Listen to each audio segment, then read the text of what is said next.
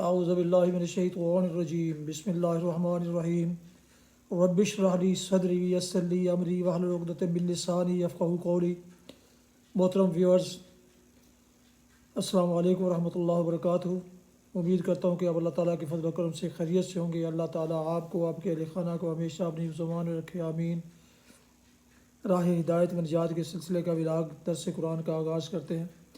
مدرس ہوں گے جناب قاری حافظ مولانا محمد اقبال صاحب، خطیب جامعہ مسجد نگینہ محلہ انصاریہ شیخوپورہ۔ روحانی اور قرآنی سلسلے کا یہ ولاگ جو سراسر باعث خیر، باعث برکت اور باعث ثواب نور ہدایت ہے، یہ ہم اللہ تعالیٰ کی رضا کے لیے اور عوام الناس کی آگہی کے لیے روزانہ کی بنیاد پر اپنے یوٹیوب چینل بشیر رشیدی سے پیش کرتا ہوں۔ اللہ تعالیٰ میری اقاوت قبول فرمائے۔ تو شروع کرتے ہیں آج کا ولاگ درس قرآن۔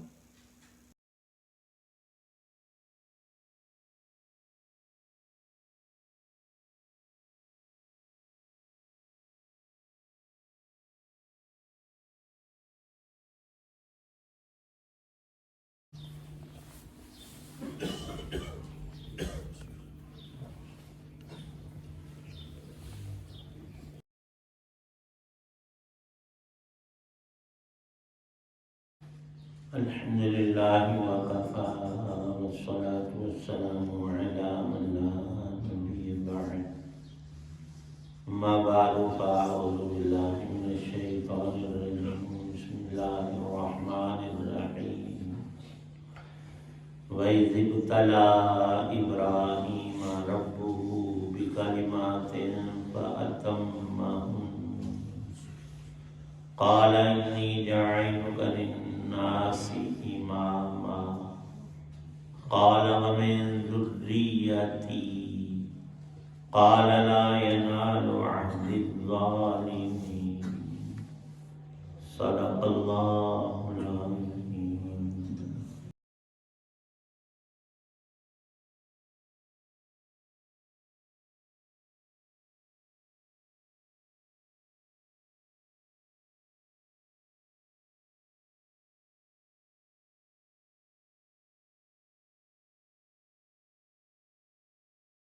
اور وہ وقت یاد کرو جب ابراہیم علیہ السلام کو ان کے رب نے کئی باتوں سے آزمایا اور انہوں نے وہ ساری باتیں پوری کیں۔ اللہ نے ان سے فرمایا، میں تمہیں تمام انسانوں کا پیشوا بنانے والا ہوں۔ ابراہیم نے پوچھا، اور میری اولاد میں سے؟ اللہ نے فرمایا، میرا یہ عہد ظالموں کو شامل نہیں ہے۔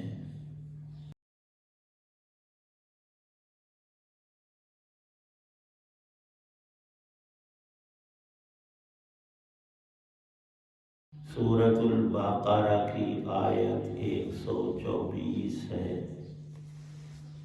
اللہ تعالی شانہ نے 3 گروہوں کا ذکر فرمایا گزشتہ آیات میں۔ یہودی، عیسائی اور مشرکین عرب، ان تینوں کا دعویٰ یہ تھا کہ ہم ابراہیمی ہیں، اور بات اتنی آگے اپنے پاس سے بڑھا لی۔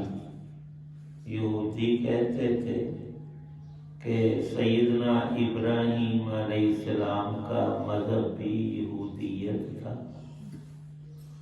عیسائی کہنے لگے کہ نہیں، اللہ کے پیغمبر سیدنا ابراہیم علیہ السلام نعوذ باللہ وہ عیسائی تھے۔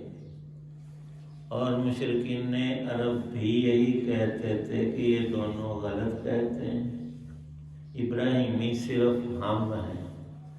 اللہ پاک نے یہاں فیصلہ فرمایا کہ ہمارے ان پیغمبر کی بہت بڑی خصوصیت جس کو سارا زمانہ ہی جانتا ہے، جن لوگوں میں وہ ہے وہ تو ابراہیمی ہیں، باقی سارے باطل دعوے ہیں۔ تمام انبیاء علیہ السلام کی شان بھی یہی تھی کہ وہ اپنی پوجا کرانے نعوذ باللہ دنیا میں تشریف نہیں لائے۔ تمام سچے انبیاء علیہ السلام اور رسول کا ایک ہی کلمہ تھا، لا الہ الا اللہ، اور اسی توحید کی اشاعت ان کی زندگی کا مشن اور پوری زندگی انہوں نے صرف فرمائی، اور یہی وصف نمایاں تر سیدنا ابراہیم علیہ السلام نے سچائی کی جب بھی کوئی اینک لگائے تو نظر آئے۔ اب کتنی جھوٹی بات ہے کہ ابراہیم علیہ السلام کے 2 بیٹے نبی اور پیغمبر ہوئے، اسحاق علیہ السلام اور اسماعیل علیہ السلام۔ آگے اسحاق کے بیٹے یعقوب علیہ السلام ہیں جن کا دوسرا نام اسرائیل ہے۔ یہ تو ابراہیم علیہ السلام کے پوتے ہیں جو ان کے بعد ہوئے، اسرائیل۔ تو جب اس وقت وہ تھے ہی نہیں تو ابراہیم علیہ السلام بعد میں آنے والے دین پر، یہ تو عقل مانتی نہیں، زمانے کو ہی صرف دیکھ لیا جائے۔ ابراہیم علیہ السلام کے پوتے کا کوئی کہے کہ یہ بیٹا جو ہے اپنے باپ سے 100 سال بڑا ہے، لوگ کہیں گے اس کا دماغ چل گیا۔ اور سیدنا عیسیٰ علیہ السلام تو وہ بہت زیادہ بعد میں تشریف لائے۔ اب ابراہیم علیہ السلام کے بارے میں دعویٰ کرنا کہ وہ یہودی یا عیسائی تھے، یہ تو سرے سے ہی باطل ہوا، اور مشرکین نے عرب کا کہنا کہ ہم ابراہیمی ہیں، اللہ پاک فرماتے ہیں کہ وہ تو توحید پرست تھے، ایک ہی ذات کی عبادت کرتے تھے، اور تم نے بیسیوں نہیں سینکڑوں بت پوجا کے لیے رکھے ہوئے ہیں۔ اللہ کے پیغمبر سیدنا ابراہیم علی نبینا وعلیہ الصلاۃ والسلام بت شکن تھے، اور تم ہو بت پرست اور کہتے ہو ہم ابراہیم۔ اللہ پاک نے خود فیصلہ فرمایا اپنی کتاب میں، وہ تو حنیف تھے، یکسو تھے، توحید والے تھے، اور ان کی ساری زندگی بڑے کڑے امتحانات میں اسی بنا پر گزری کہ وہ باطل کی اور بالخصوص بتوں کی تردید کرتے تھے۔ ایک ہے صرف زبان کا معاملہ، قوم گئی ایک میلے اور تہوار پر، اور کلہاڑے سے ان کے بت خانے میں بتوں کی درگت جس نے بنائی تھی وہ ابراہیم علیہ السلام ہی تھے۔ قوم اور وقت کے حاکم بادشاہ نمرود، انہوں نے مل کر بہت بڑی آگ جلائی کہ اس بندے نے ہمارے دل جلائے ہیں، ہم اسے چھوڑیں گے نہیں، ان کی یہی سزا کہ ان کو آگ میں ڈالیں گے۔ مسائل کے اندر تحقیقات میں بنیادی چیز جس کو ایمان و یقین کہا جاتا ہے وہ یہی ہے کہ کائنات کا ایک پتا بھی اللہ کی مشیت کے بغیر، قدرت کے بغیر ہل نہیں سکتا۔ اسباب اور مسببات اللہ ہی نے پیدا کیے ہیں، اور تاثیر وہی ایک ڈالتا ہے، جب چاہے اس تاثیر کو روک لے، سلب کر دے۔ آگ کو گرمی اور جلانا اللہ نے عطا کیا ہے، اور جب تک اس کی مشیت ہوتی ہے، آگ لکڑی کو، کاغذ کو، جلنے کی چیزوں کو جلا دیتی ہے، اور جب اس کی مشیت اور حکم نہ ہو تو یہ نہیں دلاتی. یہ واضح ترین واقعہ حضرت ابراہیم علیہ السلام کا آگ میں ڈالے جانے کا. آگے یہ مسئلہ کہ وہ 7 دن رہے، 40 دن رہے، اتنے دن رہے، قرآن جو ہے وہ لب لباب، روح اور خلاصہ اور اصل مغز کو بیان کرتا ہے.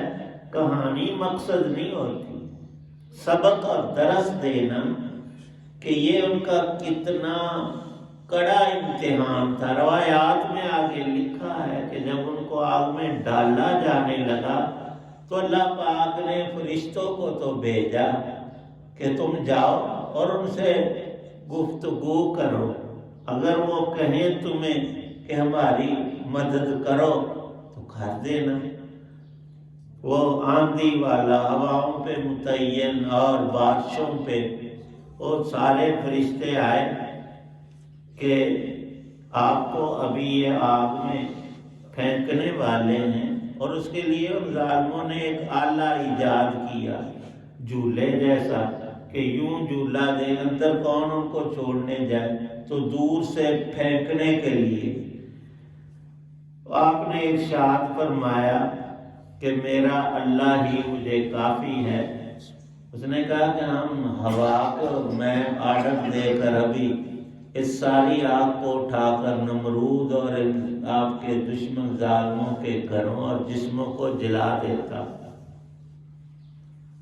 آپ نے فرمایا کہ اگر میری حفاظت کا معاملہ ہے وہ خود اللہ ہی میرے لیے کافی ہے. اور یہ یقین اور یہ ایمان پیغمبروں کا ہوتا ہے. اس بنا پر وہ اللہ کی تمام مخلوقات میں، یہاں تک کہ فرشتوں سے بھی اللہ کے نبیوں اور رسولوں کا مرتبہ زیادہ ہے. بلا وجہ نہیں، اللہ نے ان کو ایمان و ایقان کی ایسی دولت بخشی ہوتی ہے کہ امتحان فرمایا اس آیت میں. ہم نے ایک دفعہ نہیں، کئی امتحانات سے گزارا اور سب میں 100% پورے نمبر لے کر کوئی ذرا لغزش ارادے میں جھول اور کمی اور سستی اللہ نے نہیں پائی.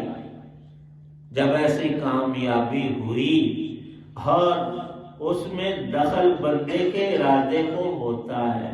ہم جو کچھ نیک برا عمل کرتے ہیں کاسب ہم ہیں کرنے والے، خالق ہمارے بھی، ہمارے کاموں کے بھی اللہ ہی ہیں.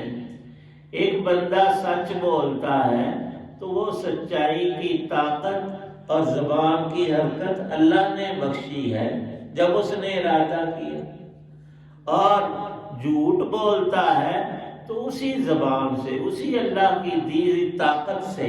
اب کہا کہ نہیں یہ اللہ نے، نعوذ باللہ، جو اللہ نے طاقت دی، ساتھ ارادہ دیا، تو اپنے ارادے سے بلائی اور برائی کرتا ہے.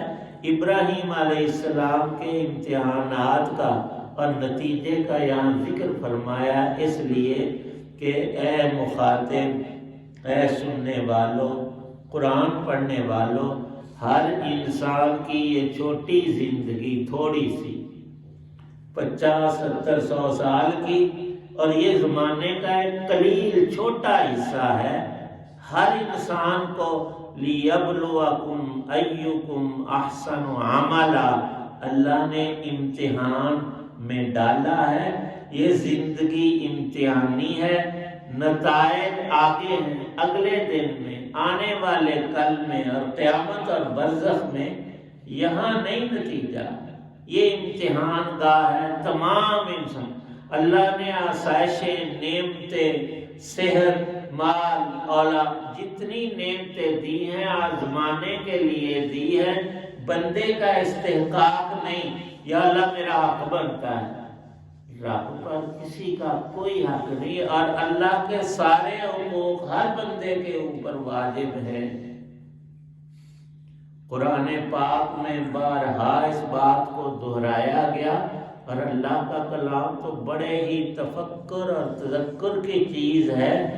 اللہ نے یہ فرمایا بندے انسانوں میں تمہیں دیکھنا چاہتا ہوں تم میں اچھے سے اچھا زیادہ عمل کون کرتا ہے۔ جو زیادہ نیک ہے اللہ کی اس پر زیادہ رحمتیں اور بخششیں اور مقامات میں بلندی اس کو مل کر رہنی ہے۔ اب دوسرے پہلو کو چھیڑا نہیں کہ برائی کرو گے تو پھر تنزل بھی اسی قدر۔ اس سے بالکل واضح ہوتا ہے کہ جو مہربانی جو رحمتیں اللہ نے ہم بندوں انسانوں کو عطا کی ہیں کسی دوسرے کے حصے میں آئی نہیں، لیکن معنی یہ نہیں کسی اور کو کچھ ملا نہیں، سب کو اللہ نے عطا کیا، ہر ایک کی ذات کے حساب سے اس نے بانٹا ہے، انعامات دیے ہیں۔ اور یہاں فیصلہ فرمایا کہ ابراہیم علیہ السلام کو جن باتوں میں آزمایا تھا ان میں آگ میں ڈالا جانا بہت بڑا امتحان ہے، اور پھر ہجرت پر قوم نے مجبور کیا، اپنے وطن اصلی عراق اور فلسطین کو چھوڑ کر ملک شام چلے گئے۔ پھر بیٹا اللہ نے بڑھاپے میں عطا فرمایا، حکم ہوا کہ اس بچے اور اس کی ماں اپنی بیوی کو دونوں کو سنگلاخ زمین پر چھوڑ کر آئے، مکے میں اکیلا، وہاں کوئی آبادی اس وقت نہیں تھی۔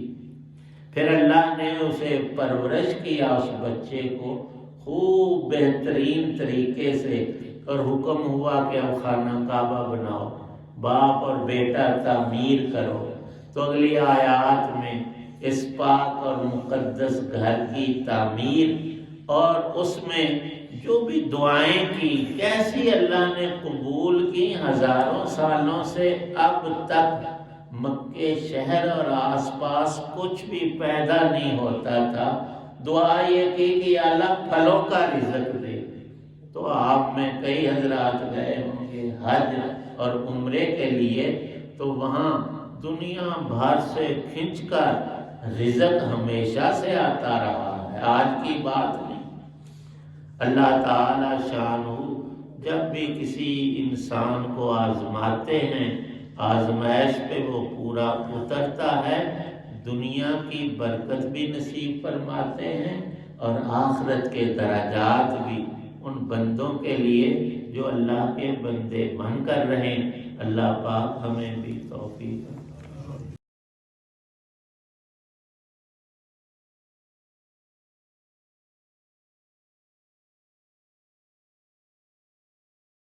الحمد للہ رب العالمین والصلاة والسلام علی رسول النبی۔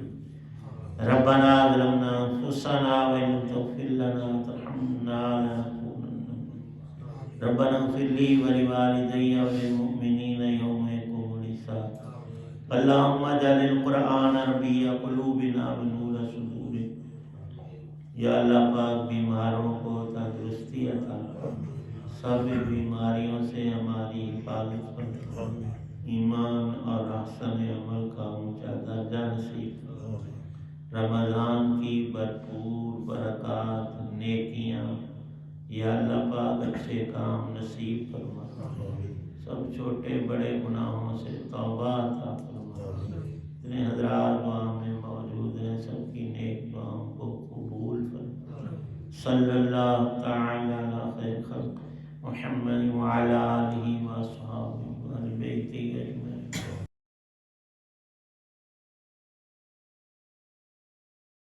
محترم ویورز، ابھی آپ سن رہے تھے اور دیکھ رہے تھے راہ ہدایت و نجات کے سلسلے کا ولاگ درس قرآن۔ آج کے درس میں سورہ البقرہ کی آیت مبارکہ 124 کی تلاوت، ترجمہ اور تفسیر بیان کی گئی۔ مدرس تھے جناب مولانا محمد اقبال صاحب، اور روحانی اور قرآنی سلسلے کا یہ ولاگ جو سراسر باعث خیر، باعث برکت اور باعث نور، باعث ثواب ہے، یہ اپنے یوٹیوب چینل بشیر رشیدی سے پیش کیا۔ گزارش ہے کہ اگر آپ نے ابھی تک اس چینل کو سبسکرائب نہیں کیا ضرور سبسکرائب کیجیے گا دوستوں سے شیئر کر کے لائک کر کے بیل آئیکن کو پریس کرنا مت بھولیے گا۔ اپنا بہت خیال رکھیے گا اپنی دعاؤں میں۔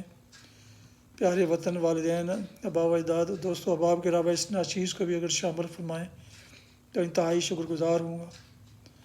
اللہ تعالیٰ آپ کو، آپ کے بچوں کو، اپنے اہل خانہ کو ہمیشہ اپنے حفظ و امان میں آباد رکھے، خوش باش رکھے، شاد باد رکھے، آمین۔ السلام علیکم ورحمۃ اللہ وبرکاتہ۔ پاکستان زندہ باد۔ اللہ حافظ۔